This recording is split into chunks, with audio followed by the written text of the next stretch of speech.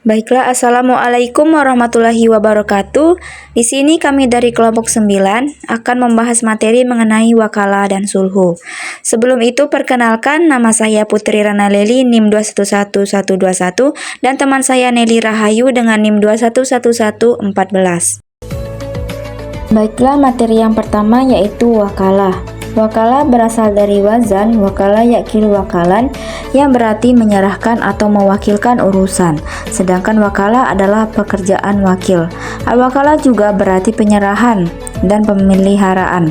Menurut kalangan Syafi'iyah, arti wakalah adalah ungkapan atau penyerahan kuasa al-muwakil kepada orang lain atau al-wakil supaya melaksanakan sesuatu dari jenis pekerjaan yang bisa digantikan dan dapat dilakukan oleh pemberi kuasa dengan ketentuan pekerjaan tersebut dilaksanakan pada saat pemberi kuasa tersebut masih hidup.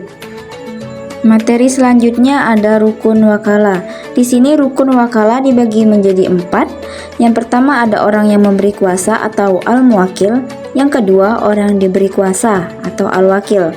Yang ketiga ada perkara atau hal yang dikuasakan atau al-mutawakil. Yang keempat ada pernyataan kesepakatan atau ijab dan kabul. Selanjutnya tujuan adanya wakalah. Nah, pada hakikatnya wakalah ini merupakan pemberian dan pemeliharaan amanat. Oleh karena itu, baik yang mewakil atau orang yang mewakilkan dan wakil orang yang mewakili yang telah bekerja sama atau kontrak, wajib bagi keduanya untuk menjalankan hak dan kewajibannya, saling percaya dan menghilangkan sifat curiga dalam buruk sangka. Dan di sisi lainnya, wakalah terdapat pembagian tugas karena tidak semua orang memiliki kesempatan untuk menjalankan pekerjaannya dengan dirinya sendiri. Adapun jenis-jenis wakalah di sini dibagi menjadi 3. Yang pertama ada al-wakalah al-khososo, adalah prosesi pendelegasian wewenang untuk menggantikan sebuah posisi pekerjaan yang bersifat spesifik.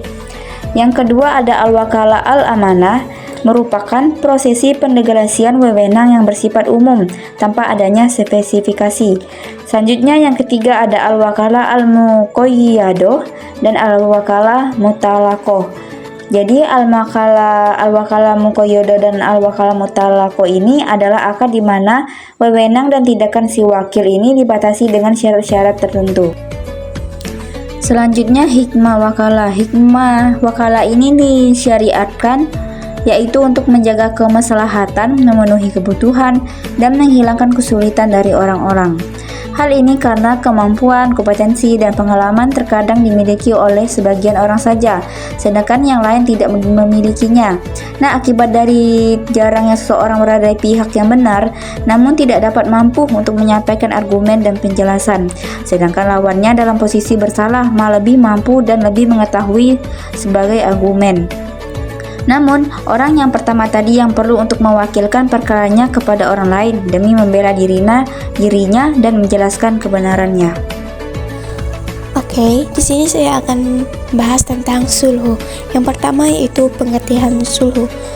Sulhu secara etimologi artinya adalah memutus dan mengakhir perselisihan. Sedangkan secara terminologi, syara adalah suatu akad yang dibuat untuk mengakhiri suatu perselisihan dan persengketaan. Adapun menurut para ahli, yang pertama yaitu Hasbi As-Siddiq. Dalam bukunya Pengantar Fikih Muamalah berpendapat bahwa yang dimaksud dengan sulhu adalah akad yang disepakati dua orang yang bertengkar dalam hak untuk melaksanakan sesuatu. Dengan akad itu dapat menghilang perselisihan. Yang kedua yaitu menurut Sulaiman Rashid berpendapat bahwa yang dimaksud dengan sulhu adalah akad perjanjian untuk menghilang dendam, permusuhan, perbantahan. Yang ketiga yaitu menurut Syed Syabik berpendapat bahwa yang dimaksud dengan sulhu adalah suatu jenis akad untuk mengakhiri perlawanan antara dua orang yang berlawanan. Yang selanjutnya yaitu rukun dan syarat sulhu. Rukun dan syarat sulhu itu ada 4. Yang pertama musolli, yang kedua musolli anhu, yang ketiga musolli alaihi, yang keempat siwat ijab dan kabul. Nah, selanjutnya yaitu macam-macam perdamaian. Dari segi orang yang berdamai, sulhu macamnya sebagai berikut. Yang pertama, perdamaian antara sesama muslim. Yang kedua, perdamaian antar muslim dengan non-muslim. Yang ketiga, perdamaian antar imam dengan kaum bugot, pemberontakan yang tidak mau tunduk kepada imam. Yang keempat, perdamaian antara suami istri. Yang kelima, perdamaian dalam urusan muamalah dan lain-lain. Langkah-langkah pelaksanaan sulhu itu ada 8. Yang pertama, identifikasi pihak yang terlibat. Yang kedua, persiapan pertemuan. Yang ketiga, pertemuan awal. Yang keempat, identifikasi masalah dan kepentingan. Yang kelima, pencarian solusi. Yang keenam, kesempatan. Yang ketujuh, implementasi dan pemantauan. Yang kedelapan, evaluasi dan pemeliharaan. Yang terakhir yaitu hikmah sulhu. Adapun hikmah sulhu itu ada 5. Yang pertama, dapat menyelesaikan perselisihan dengan sebaik-baiknya, bila mungkin tanpa campur tangan orang lain. Yang kedua, dapat meningkatkan ukhuwah, persaudaraan dengan manusia. Yang ketiga, dapat menghilangkan rasa dendam, angkara murka, dan perselisihan di antara manusia. Yang keempat, menjunjung tinggi derajat dan martabat manusia untuk mewujudkan keadilan.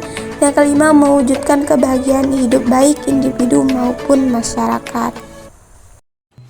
Jadi kesimpulannya adalah wakalah merupakan wakilan oleh seseorang kepada orang lain yang bisa menggantikan dirinya dalam hal-hal yang diperbolehkan untuk diwakilkan, seperti jual beli.